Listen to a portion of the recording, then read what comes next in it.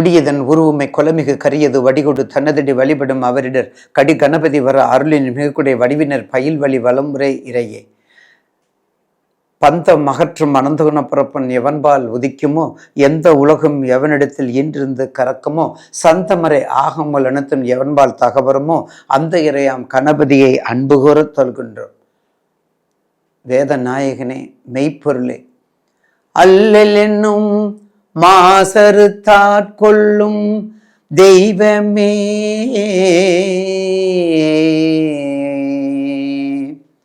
அல்லல் என்னும் மாசறு தாட்கொள்ளும் தெய்வமே, அண்ணலே ஐயனே என் அப்பனே,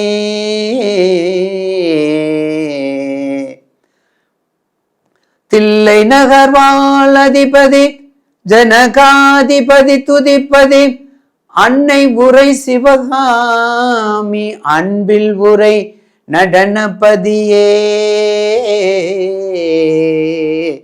என் சுவாமி நடராஜனே, என் சுவாமி நடராஜனே. அருள் தரும் 48 மண்டல கால மகா கணபதி கோடான கொடி திருவடியை வணங்கி இச்சிறியவனின் 2025 ஆண்டின் ஆங்கில புத்தாண்டு தமிழ் ஆஸ்ட்ரோ லைஃப் நிர்வாகத்திற்கும் என் கண்ணின் மணியாக தெல்கின்ற நேயர் பற்கிற பாதம் பணிந்து பாதம் தொட்டு வேண்டி வணங்கி கொண்டு அவர்களுக்கு புத்தாண்டு ஆங்கில புத்தாண்டு வாழ்த்துக்களையும் நேயர்களுடைய 12 ராசிக்குரிய பலன்களை பற்றியும் இப்போது தொகுத்து வழங்க அடியேன் பணிந்து உங்களிடம் வந்திருக்கின்றேன். நேயர் பெருமக்களுக்கு இந்த ஆண்டு 1/1/2025 ஆண்டு ஒரு சிறப்பான ஆண்டாக இருப்பதற்கு என் நேயர் பெருக்களுடைய திருவடியை மீண்டும் வணங்கி, ஏன்னா நீங்கள் நல்லா இருக்கும் பொழுது தான் உங்களுக்கு திருப்தி இருக்கணும். எங்களுடைய பணி உங்களை திருப்திப்படுத்தக்கூடியது. அந்த வகையிலே இந்த 2025 பற்றி முதலில் நாம் இன்ட்ரோடக்ஷனாக முதல்ல அதை நாம் பதிவு செய்ய காத்துள்ளேன். நிகழும் மங்களகரமான குரோதி ஆண்டு மார்கழி மாதம் 17ஆம் நாள் பூராட நட்சத்திரமும் திவிதி திதியும் சித்தயோகமும் கூடிய சுபயோக சுபதினத்தில் 2025 அதாவது 1/1/2025 ஆங்கில புத்தாண்டு பிறக்கின்றது. எண் கணிதப்படி 2025 கூட்டு எண் 9, மொத்த கூட்டு எண் 11. ஸோ தாயும் சேயும் 2க்குரிய தாயும் சந்திரன், 9க்குரிய சேயும் செவ்வாய், தாயும் சேயும் சேர்ந்த ஆண்டு இந்த நல்ல ஆண்டு, இந்த ஆங்கில புத்தாண்டு நமக்கு ஒரு சிறப்பான ஆண்டாக மலர்கிறது. அந்த வகையிலே தாயும் சேயும் என்றால் ஒரு மனிதனை 10 மாதம் ஒரு குழந்தையை சுமந்து கணத்தில் இருந்து புல்லாகி பூடாகி புழு பூச்சி எல்லாம் ஓடி மறைந்து எல்லாத்துக்கும் பாதுகாப்பு கொடுத்து அவள் 10 மாதத்தில் ஒரு மகவை ஈன்றெடுக்கிறாள். அந்த மகவை ஈன்றெடுப்பதற்குரிய தாய் அந்த சேயை எவ்வாறு பராமரிக்க வேண்டும், பாதுகாக்க வேண்டும், அந்த வகையிலே தான் இந்த ஆண்டு நமக்கு கூட்டு எண்ணாகவும் அதற்குரிய ஆண்டாகவும் இருப்பது ஒரு மிகுந்த ஒரு எக்ஸ்ட்ரா போனஸ் கொடுக்கறது மாதிரி நமக்கு இந்த வருடம். அப்போ தாயும் சேயும் அப்படின்னா நம்ம என்ன செய்யணும்? முருகப்பெருமானையும் அன்னை உமையவள் அகிலாண்டேஸ்வரியும் முதலாக சென்னை அருகாமையில் மாங்காட்டில் தவம் இருக்கின்ற, ஊசி முனையில் தவம் இருக்கின்ற அன்னை காமாட்சி தேவியை பதம் பணிந்து அவளுடைய பாதத்தை பணிந்து திருவடி தாமரையை பணிந்து வணங்கி, அதற்கு அடுத்தாற்போல் காஞ்சிபுரத்துள்ள அன்னை என்ன சிவபெருமான் நீ இங்கே இருக்க வேண்டாம், நீ காஞ்சிபுரம் வந்துருங்கிறாரு. அந்த கதை எல்லாத்துக்கும் நேயர் பெருமக்கள் எல்லாத்துக்கும் தெரியும். காஞ்சிபுரம் தவம் இருக்கிறாரு. காஞ்சிபுரம் தவம் இருந்த பிறகுதான் செய்யார், அதுக்கு செய்யாறுல சேய் ஆறுன்னு அர்த்தம். சேயினா குழந்தை, அப்போ சேயினா மகன். தன் மகனாகிய முருகப்பெருமனை வேலை எய்து அந்த சேய் ஆறு, அந்த ஆறை உற்பத்தி செய்து அந்த தீர்த்தத்தினாலே சிவபெருமானை ஆவகனம் பண்ணி அங்கே அந்த தீர்த்தத்திலேயே அங்கே தவம் இருந்துக்கிறார் அன்னை உமையவள். ஒரு கார்த்திகை மார்கழியில் வரக்கூடிய அந்த பௌர்ணமி தேதி என்று அன்னை உமையவள் இடம்புரியாக அருகில் உள்ள அண்ணாமலை சென்று அதனுடைய கிரிவலத்தில் வந்து ஈசனோடு கலந்து நம்ம எல்லோருக்கும் அருள் கொடுக்கின்ற உங்களுக்கு தெரியும். அந்த வகையிலே தாய் சேய் என்பதன் சேய் சேய் என்று மருவி செய் ஆறு, செய் ஆறாக வந்திருக்கிறது. இந்த செய் ஆறு என்பது காஞ்சிபுரத்திற்கும் அருகிலே இருக்கின்றது, எல்லோருக்கும் தெரியும். அப்போ இது ஒரு பகுதி. இந்த தாயும் சேயும் இருக்கக்கூடிய திருத்தலங்கள் இன்னொரு முக்கியமான திருத்தலம். முருகப்பெருமான் சூரபத்மனை வதம் செய்வதற்கு செல்லும் பொழுது தன் தாயிடம் அவர் ஒரு வேல் வச்சிருப்பார். ஆனால் அவரும் ஒரு வேல் வேணும், சூரபத்மன் எதிர்ப்புக்கு அந்த வேல் பத்தாதுன்னு சொல்லி தன் தாயிடம் வந்து தன் தந்தையினுடைய பிரார்த்தனைப்படி, தன் தந்தையினுடைய கட்டளைப்படி தாயினுடைய வடிவத்தை வேலாக ஏற்று அங்கே பிரார்த்தனை செய்து அதை வைத்து கொண்டு திருச்செந்தூர் செல்கின்றார். திருச்சிலவாய் அந்த எந்த இடம் அப்படின்னா உங்களுக்கு அது சிக்கல், திருவாரூர் மாவட்டத்தோட சிக்கல். சிக்கல்ல தான் வேல் வாங்கும் திருவிழா இன்றளவும் மிக சிறப்பாக நடைபெறுகின்றது. அந்த 10 நாள் சஷ்டி பூர்த்தி விரதம் இருக்கும் பொழுது 6 நாளில் முருகப்பெருமானுக்கு அந்த இதயம் உடம்புலாம் பார்த்தீங்கன்னா வேர்வை இயற்கையாகவே ஏர்வக்கும். குறுக்கள் அப்படியே தொடப்பாங்க, அப்படியே துடைக்கணும். இப்படி துடைக்க மாட்டாங்க, இப்படி வச்சு எடுப்பாங்க. இப்படி வச்சு எடுத்தோன்னே அப்படியே ஊற்றும், ஊற்றிலிருந்து ஒரு மாதிரி ஊற்றும். அப்படி இயற்கையாக இருக்கக்கூடிய முருகப்பெருமானுடைய அழகே நிறைந்துள்ள முருகப்பெருமானுடைய சிறப்பான திருத்தலம் சிக்கல். அந்த சிக்கல் இருக்கிற முருகப்பெருமானும் சரி, எண்கண்ணில் இருக்கிற முருகப்பெருமானும் சரி, எட்டுக்குடியில் இருக்கிற முருகப்பெருமானும் சரி, இந்த 3 முருகப்பெருமானுமே ஒரே ஸ்தபதி பிரதிஷ்டை பண்ணது. இது நேயர்களும் தெரிஞ்சுக்கிறணும். ஒரே பிரதிஷ்டைன்னா அப்போ எப்படி இருக்கும், அதனுடைய விக்கிரகங்களும் எப்படி இருக்கும், கிட்டத்தட்ட ஒரே மாடலில் ஒரே மாதிரியாக இருக்கும் அதனுடைய வடிவங்கள். அப்படி வச்சுருக்காங்க அந்த காலத்தில் உள்ள சக்கரவர்த்திகள். அந்த வகையிலே அப்போ ஏன் இதை நம்ம சொல்கிறோம், சுவாமிஜி ஏன் இதை சொல்ல வர்றோம்னா, இந்த ஆண்டு நமக்கு சந்திரனும் செவ்வாயும் சேர்ந்த ஆண்டு, அப்போ தாயும் சேயும் சேர்ந்த ஆண்டு, அப்போ குரு மங்களத்தை கொடுக்கக்கூடியது, அடுத்தது சந்திர மங்களத்தை கொடுக்கக்கூடியது. நமக்கு இந்த ஆண்டு சந்திர மங்களத்தோடு நமக்கு பிறக்கின்றது. எவ்வளவு சிறப்பு! அப்போ யார் வழிபடணும், அந்த புத்தாண்டு நேரத்தில் முருகப்பெருமானுடைய எல்லா திருக்கோவில் சென்று வழிபடுவது நன்று. அதே மாதிரி 108, 63, 36, 18, 9 இந்த மாதிரி கூட்டு எண் வரக்கூடிய பிறந்தவங்களுக்கு இந்த ஆண்டு சிறப்பாக இருக்கும். அதுக்கடுத்தது 38, அந்த கூட்டு எண் 2 வருது பாருங்க, 38 கூட்டினா 38 வரும். அதே மாதிரி 38 மறுபடியும் அதை 83 போடுங்க, அதுவும் கூட்டு எண் வரும். இந்த மாதிரி 2 இந்த மாதிரி எண்களோடு வரக்கூடிய 11 இந்த மாதிரி எண்களில் பிறக்கிறவங்களுக்கு இந்த சிறப்பாக இருக்கும் என்பதில் எந்த மாற்று கருத்தும் அல்ல. அப்போ தயவுசெய்து நேயர்கள் இந்த முருகன் சம்பந்தப்பட்ட திருத்தலங்கள் 3ஐயும் தரிசிப்பது நன்கு உத்தமம். ஆக இந்த வருடத்தில் எண்கணித பிரகாரம் பிறக்கின்றது. பொது பலன்கள் அப்படின்னு நம்ம எடுத்துக்கிட்டோம்னா, இந்த வருஷத்துடைய பொது பலன் நம்ம எடுத்துக்கிட்டோம்னா, கடந்த ஆண்டில் நவம்பர் டிசம்பரில் அந்த மழை காலத்தில் நமது தலைநகரமாக இருக்கக்கூடிய சென்னையை ஒரு பதம் பார்த்து விட்டது. எல்லோருக்கும் தெரியும். போன காலம் குளிர்காலத்தில் மழை காலத்தில் சென்னையில் தான் அதிகமான பாதிப்புன்னு நம்ம எல்லோருக்குமே தெரியும். டிசம்பர் 4ஆம் தேதியை நம்ம சென்னை நாமக்குள்ளவங்க யாருமே மறக்க முடியாது, சென்னை மக்கள் யாருமே. அந்தளவுக்கு இருந்தது. அதோட ஆன்மீகமும் அரசியலமைப்பும் கொஞ்சம் இடத்துக்கு தகுந்தாற்போல் கலந்து கொஞ்சம் வளர்ந்து கொண்டு வந்தின்றது. ஆனால் இந்த ஆண்டு 2025ஆம் ஆண்டினுடைய பொது பலனை இப்போ நம்ம பார்க்க போகிறோம்.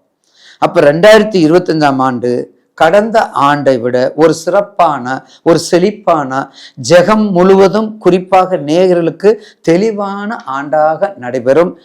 ஏனென்றால் சிறப்பாக இருக்கும். ஏனென்றால் இப்போத்தான் நேயர்களுக்கு உரிய ஆன்சருக்கு வர்றோம், விடைக்கு வர்றோம். எப்படி? 3 ராஜகிரகங்களின் பயிற்சி இந்த ஆண்டுக்கு, இந்த 2025 ஆண்டில் வரக்கூடிய மார்ச் மாதத்தில் வரக்கூடிய சனி பயிற்சியும், ஏப்ரல் மே மாதத்தில் வரக்கூடிய குரு பயிற்சியும், ஜூன் மாதத்தில் வரக்கூடிய ராகு கேது பயிற்சியும். அப்போ இந்த ஆண்டு சிறப்பாக இருக்கு இல்லைங்களா? அப்போ அந்த வகையில் இப்போ நேயர்களுக்கு என்ன கேட்பீங்க? எனக்கு எந்த பயிற்சியாவது நல்லா இருக்குன்னு கேட்பீங்க இல்லைங்களா? எனக்கு ஒரு பயிற்சியாவது நமக்கு கடனை தீர்க்காதா, வீடு வாங்காதா, வாகனம் கூடாதா, வழக்குகள் வண்டி தீராதா, குழந்தை பாக்கியம் குடும்ப பாக்கியம் நிறைவேறாதா, அரசியல் எந்த கட்சியில் சேர்வது, எந்த கட்சியில் பிரிவது, இந்த புத்தாண்டு நமக்கெல்லாம் என்ன செய்யும் என்று நேயர் எதிர்பார்ப்பு மிக மிக அதிகம். அப்போ பொது பலன்னு சொல்லும் பொழுது தட்பவெட்பக்கு நிலைக்கு ஏற்றவாறு நீரும் நெருப்புமாக, அனலும் புனலுமாக அது வந்துகிட்டு தான் இருக்கும். வெளிநாட்டில் சண்டை சச்சரவுகள், இறக்குமதி ஏற்றுமதி சீராகும். குறிப்பாக ஏப்ரல் மாதம் பல பிரச்சனைகளை எதிர்கொள்ள வேண்டியதாக இருக்கும். ஏப்ரல் மாதத்தில் 2025 ஏப்ரல் மாதத்தில் கண்டிப்பாக எதிர்பார்க்கும். ஏனென்றால் ஏப்ரல் மாதத்தில் மீன ராசிக்கு 4 கிரகம் ஒன்று சேர்கின்றது. நேயர்களுக்கு மீன ராசிக்கு 4 கிரகம் ஒன்று சேருது. ஏற்கனவே மீன ராசிக்கு ஜென்ம சனீஸ்வரர் வேற, நல்லா புரிஞ்சுக்கங்க. அதனால இந்த ஆண்டில் யாருக்கு பொதுவாக கவனமாக இருக்கணும்? முதல்ல அது நல்லது சொல்கிறத, கெட்டது சொல்கிறது நல்லது. மீன ராசிக்காரங்கள் ஏப்ரல் மார்ச் ஏப்ரலில் மிக மிக மிக கவனம். அடுத்த மாதம் 30 வருஷம், அதுக்கடுத்து அடுத்த மாதம் அடுத்த கிரகம் சேர்க்கைக்கு போயிடும். அந்த மார்ச் ஏப்ரலில் கவனமாக இருக்கணும். அடுத்தது மீனத்தில் இருக்கிறது 4 கோள்கள் சஞ்சாரம் செய்யும்போது கண்டிப்பாக மீன ராசி, அந்த சைத்தில் கடக ராசிக்காரங்களுக்கு யோகாதிபதியாக இருக்கக்கூடிய செவ்வாய் கொஞ்சம் நீச்சத்தில் இருக்கார். செவ்வாய் நீச்சத்தில் இருக்கிற ஒன்றும் இல்லை. என்னை பொறுத்தவரை செவ்வாய் நீச்சத்தில் இருக்கிறது நீசப்பங்கராஜ யோகமாக தான் அதை நான் சொல்லுவேன். அப்போ கண்டிப்பாக கொஞ்சம் நீச்சம்னாலே என்ன அர்த்தம்? செவ்வாயில் தானே நீச்சம். அவர் மகரத்தில் நீச்சம் இல்லை, அவர் கும்பத்தில் நீச்சம் இல்லை, அவருடைய வீட்டிலே இருக்கார். அவருடைய யோகாதிபதி வீட்டிலே அவருக்கு உரிய வீட்டில் இருக்குன்னா அது ஒரு சுமைதாங்கியாக இருக்காது. விஞ்ஞானமும் விஞ்ஞானமும் நன்றாக வளர்ச்சியை பெறும். வர்த்தகங்கள் வியாபாரத்திற்கு ஏற்ப மாறுபடும். யோகம் செய்யும் கிரகங்களும், கெட்டவன் கெட்டிடு ராஜயோகம் கிரகங்களும், கெட்டுப்போன கிரகங்களும் நல்லது செய்யும். நல்லது செய்யக்கூடிய கிரகங்களும் சிலவாறு கெடுதி செய்யும். இது உங்களுக்கு தெரியும். அப்போ அந்த வகையிலே இந்த ஆண்டு நிச்சயமாக 2025 ஒரு நல்ல சிறப்பையும் செழிப்பையும் கொடுக்கக்கூடிய ஆண்டாக இருக்கும் என்பதில் மாற்று கருத்து அல்ல. நேயர்களுக்கு அடுத்த 2025 ஆண்டினுடைய 12 ராசிக்குரிய பலன்களை பற்றி இப்போது நாம் கொஞ்சம் பதிவு செய்ய உள்ளேன். தாங்களுடைய நேயர்கள் குறிப்பாக இது எல்லாமே பொது பலன்களில் சேரும். நீங்கள் உங்கள் ஜனன ஜாதகத்தை எடுத்துக்கொண்டு, ஏன்னா நான் அதை முதல்ல இன்ட்ரோடக்ஷனில் கொடுத்துருவேன்.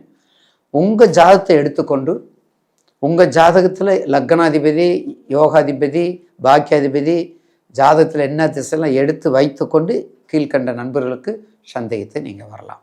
அடுத்து நாம் காண இருப்பது 12 ராசிக்குரிய பலன்களை பற்றி தொகுத்து வழங்க உள்ளேன். கனிவு, இனிமை, தனிமை,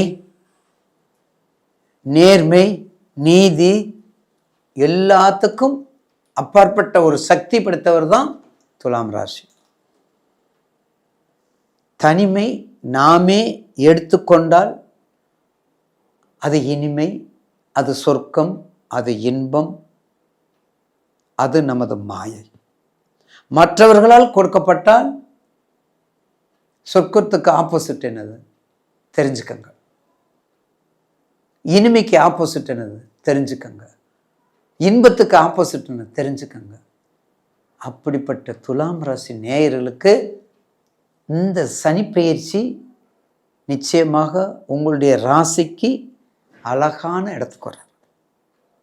6ஆம் இடத்துக்கு வர்றார். 3, 6, 8, 11 ஒரு முத்தான முத்துக்களுக்குரிய பாவக தன்மை. ஏற்கனவே சனீஸ்வரர் உங்கள் ராசியில் உச்சம் பெறுகிறார். ஏற்கனவே சுக்கிரனுடைய அதிபதிக்கு சொந்தக்காரர். அப்படி இருக்கும்போது துலாம் ராசிக்கு இந்த சனிப்பெயர்ச்சி 30/3க்கு மேலே கண்டிப்பாக ஒரு நல்ல பயணத்தை தொடங்குகின்றார். ஒரு நீதியின் வடிவாக நீந்தி செல்கின்றார். நீதியின் வடிவாக நீரில் நீந்தி செல்கின்றார். அங்கே போராட்டத்துக்கு இடம் இல்லை. அங்கே தர்மத்துக்கு உரிய இடம், அங்கே அதர்மத்துக்கு இடம் இல்லை. அந்த பாவகம் யாருடையது? நீதி தேவனுக்கு உரியது. அதனால தான் துலாம் வச்சுருக்காங்க. அப்படிப்பட்ட துலாம் ராசி நேயர்களுக்கு இன்னும் ஒரு 2-3 மாதம் கொஞ்சம் கவனமாக இருக்கும். இன்னும் 2-3 மாதம் கொஞ்சம் கவனமாக இருக்கணும். ஏற்கனவே இந்த குரு பயிற்சியும் உங்களுக்கு நெகட்டிவ். இந்த சனி பயிற்சியும் மத்தியம பலன் தான். இந்த சனி பயிற்சியும் மத்திய என்ன ராசிக்கு 5ல் இருந்தால் என்ன இருக்கும்? 6க்கு 1, 5க்கு 1, 4க்கு 1 சொன்னால் அதில் அர்த்தம் இல்லாமல் போயிடும் இல்லைங்களா நேயர்களுக்கு? அப்போ என்ன எப்படி சொல்லணும்? உங்களுடைய ராசியை வச்சு 6ஆம் இடத்துக்கு கண்டிப்பாக ரோக ருணம் யார் இருக்கிறா? சத்துரு யார்? எதிரி யார்? கெட்ட கிரகம், இயற்கைக்கு மாறுபட்ட தன்மை, ஒளி கிரகம் இல்லை. அது ராகு கேதுக்களோடு சேர்ந்தது இல்லையா? அப்போ கண்டிப்பாக கெட்டவன் கெட்டு ராஜயோகம் சொல்லும்போது 3, 6, 8, 11 வரும்போது அனைத்து செல்வத்தையும் கொடுக்கக்கூடிய அதிகாரத்தை இந்த துலாம் ராசி நேயர்கள் பெறப்போகிறீர்கள். இந்த துலாம் ராசி நேயர்கள் பெறப்போகிறீர்கள். என்றிருந்து 30/3 அதுவரையும் ஜனவரி, பிப்ரவரி, மார்ச் பாஸ் ஆயிரும். எக்ஸாமுக்கு டேட்டு கொடுத்துட்டாங்க ஸ்டூடெண்ட்டுக்கு. எக்ஸாம் வந்துருச்சுன்னா நெஞ்சில் அடிச்சுக்கிட்டே படிக்க போகிறோம். அடுத்து மின்டன் டெஸ்ட் வந்துடும். மின்டன் டெஸ்ட் முடிஞ்சோன்னா எக்ஸாம் போகிறோம். அப்போ ஃபைனல் ரிவிஷன் டெஸ்ட் வந்துடும். மின்டம் முடிச்சு ரிவிஷன் முடிஞ்சிடும். அப்புறம் எக்ஸாம் வந்துடும். மார்ச் பாஸ் ஆயிரும். அக்டோபர், நவம்பர், டிசம்பர் எல்லாமே மழை காலம், குளிர்காலம். எந்திரிடா படிடான்னா எந்திரிக்கிறா? யார் வீட்டில் எந்திரிக்கிறா? அப்போ அந்த தன்மை வரும்போது நம்ம எந்திரிக்கிறோம். அந்த மார்கழி முடிஞ்சு அந்த பிப்ரவரி வரும்போது நம்ம எந்திரிக்கிறோம். அப்போ அதுக்கு தான் அந்த மார்ச்சில் எக்ஸாம் நம்ம முன்னோர்கள்லாம் அதை வழிவகுத்து கொஞ்சம் வெயில் நேரமாக இருக்கட்டும், குழந்தைகள் நல்லா படிக்கணும், கொஞ்சம் சீராக வரணும், அரையாண்டெல்லாம் முடியணும், அந்த ரிவிஷன்லாம் முடியணுங்கிறதுக்காக அந்த மாதிரி நோக்கத்தில் வச்சுருக்காங்க. வழிகாட்டி சாதாரண வழிகாட்டி இல்லை. அதுலேயும் 12 ராசியில் துலாம் சரியான வழிகாட்டி. சரியான நேரத்தில் வழிகாட்டக்கூடியவர்கள் துலாம். அவங்க செய்கிற தப்பு அவங்களுக்கு பிடிக்காத ராசி தான் துலாம் ராசி. அவங்க செய்கிற தப்பு அவங்களுக்கே பிடிக்காத ராசி தான் துலாம் ராசி. மதிப்பு, மரியாதை, ஆராய்ச்சி, அறிவு, வெளிநாடு, உள்நாடு, வர்த்தகம், இம்போர்ட், எக்ஸ்போர்ட், ஏற்றுமதி, இறக்குமதி, தொழில், விவசாயம், மரங்கள் சம்பந்தப்பட்டது, மலைகள் சம்பந்தப்பட்டது, காடுகள் சம்பந்தப்பட்டது, அழகுக்கு சம்பந்தப்பட்டது, பெண்கள் சம்பந்தப்பட்டது, வண்டி வாகனம் சம்பந்தப்பட்டது, இனிப்பு சம்பந்தப்பட்டது, பூக்கள் சம்பந்தப்பட்டது,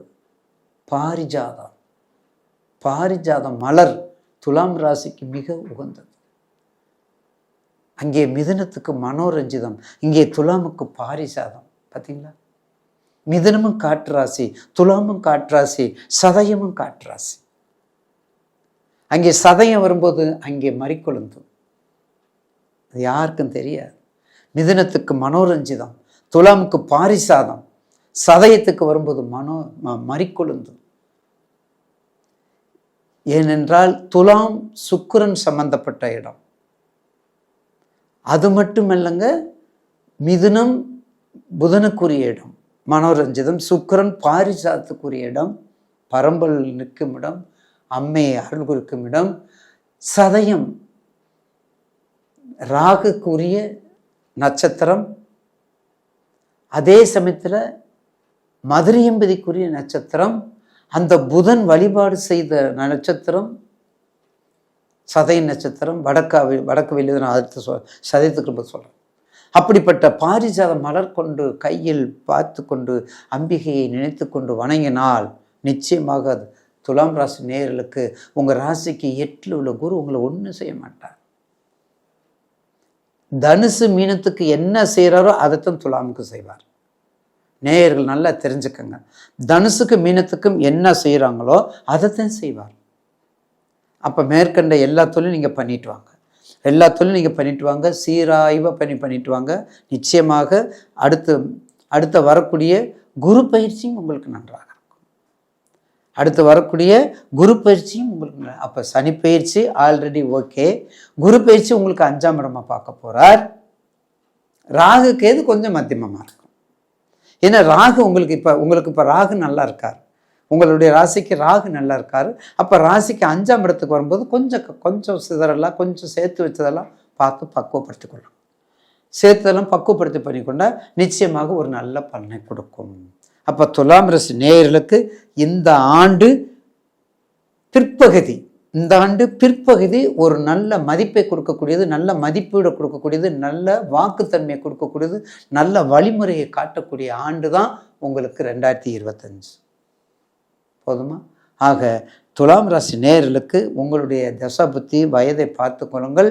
கண்டிப்பாக சனீஸ்வருடைய சனி பயிற்சியில் நிச்சயமாக உங்களுக்கு ஒரு நல்ல ஒரு இழந்ததையெல்லாம் மீட்டெடுக்கக்கூடிய ஆண்டாக இருக்கும்.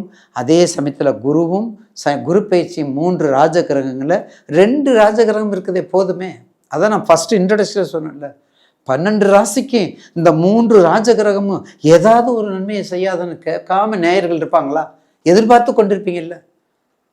அப்போ அந்த வகையில் என்ன ஆகும்? துலாம் ராசிக்கு ஒரு சிறப்பான ஆண்டாக தானே அமையும். அப்போ குரு பயிற்சியும் சனி பயிற்சியும் சால சிறந்த ஆண்டாக மகிழ்விக்கக்கூடிய ஆண்டாக இருக்கும். என்னென்ன இருக்குது ஏற்கனவே சொல்லியிருக்கேன். சித்திரை, ராஜதுர்க்கை, திருவாரூர், அதே கதிராமங்கலம் துர்க்கை, கதிராமங்கலம் துர்க்கை, பட்டீஸ்வரம் துர்க்கை, கதிராமங்கலம் துர்க்கை மிக அற்புதமான தாயார். பட்டீஸ்வரன் சொல்ல வேண்டாம், அப்படிப்பட்ட தலம் அந்த துர்க்கை. அதெல்லாம் வணங்கிட்டு வாங்க. சித்திரை நட்சத்திரக்காரவங்க திருவாரூர் ராஜதுர்க்கைக்கும் போங்க. அடுத்தது சித்திரை, துலாம், சுவாதி, ரங்கநாத பெருமான் சன்னதியில் முதலில் இருக்கக்கூடிய சக்கரத்தாழ்வார் மிகவும் சிறப்பான கோவில். துலாம் ராசினருக்கு சக்கரத்தாழ்வார். சுவாதி 12 சனிக்கிழமை 12 பிரதர்சனம் சுற்றி ஒரு 6 நெய் தீபம், ஒரு 12 நெய் தீபம் போட்டு ஒரு சுத்துக்கு ஒரு தீபம் போட்டு கிட்டத்தட்ட ஒரு 12 சனிக்கிழமை போங்க, இல்லைன்னா 12 சுவாதிக்கு போங்க. என்ன நினைக்கிறீங்களோ அது தடையில்லாமல் கொடுக்கறதுக்கான அருமருந்து தலம் சக்கரத்தாழ்வார் சன்னதி. திருச்சிலாப்பள்ளியில் ரங்கநாதர் கோயில் இருக்கக்கூடிய சக்கரத்தாழ்வார். மற்ற கோயிலெல்லாம் இருக்குது, நீங்கள் பக்கத்தில் எங்கே இருக்கீங்களோ அங்கே வைந்து வழிபடலாம். சுவாதி அதே மாதிரி சுவாதி நட்சத்திரத்துக்கு நான் வைணவத்துக்கு சொல்லியிருக்கிறேன். சைவத்தில் மிகவும் சிறப்பு பெற்ற இடம் திருவானைக்கோவில், அதே திருச்சியில். ஏன் சுவாதிக்கு திருவானைக்கு சம்மந்தம் இல்லையே அப்படின்னு கேட்காதீங்க. சுவாதி நட்சத்திரத்தை எதிர்பார்த்து சுவாதி நட்சத்திரத்துக்கு அன்று தான் குடமுழுக்கு விழா கும்பாபிஷேகம் நடத்தப்பட்டது. செங்கோட் சோழன் சுவாதி நட்சத்திரத்திற்கு அந்த கோயிலில் இருக்கக்கூடிய சனீஸ்வரனுக்கு கும்பாபிஷேகம் குடமுழுக்கு விழா நடத்தப்பட்டது. அதனால அந்த சனீஸ்வரர் சம்பந்தப்பட்ட தாக்கங்கள் மிக எந்த விதமான தாக்கம் இருந்தாலும் அதை எடுக்கக்கூடிய இடம் தான் அந்த இடம்.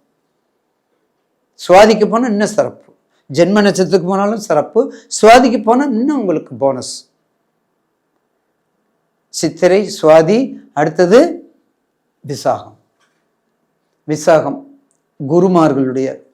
குருமார்கள் திருச்செந்தூர் எம்பெருமான் உங்கள் கல்லாப்பீட்டில் இருக்கக்கூடிய சாவி அங்கே வச்சு பாதத்தில் வச்சு பன்னீர் இலையில் வச்சு அங்கே சாங்கியம் பண்ணி கொடுப்பாங்க. அதை வாங்கி பன்னீர் இலையில அந்த இலையோடு கொண்டாந்து கல்லாப்பேட்டில் வைங்க. விசாக நட்சத்திரத்தில் திருச்செந்தூர் செல்வது ரொம்ப சிறப்பு, அதை மறக்காதீங்க. அதுக்கும் சென்று வாருங்கள். நிச்சயமாக துலாம் ராசினருக்கு பிற்பகுதி ஒரு நல்ல ஆண்டாக அமையும் என்பதில் மாற்று கருத்து அல்ல.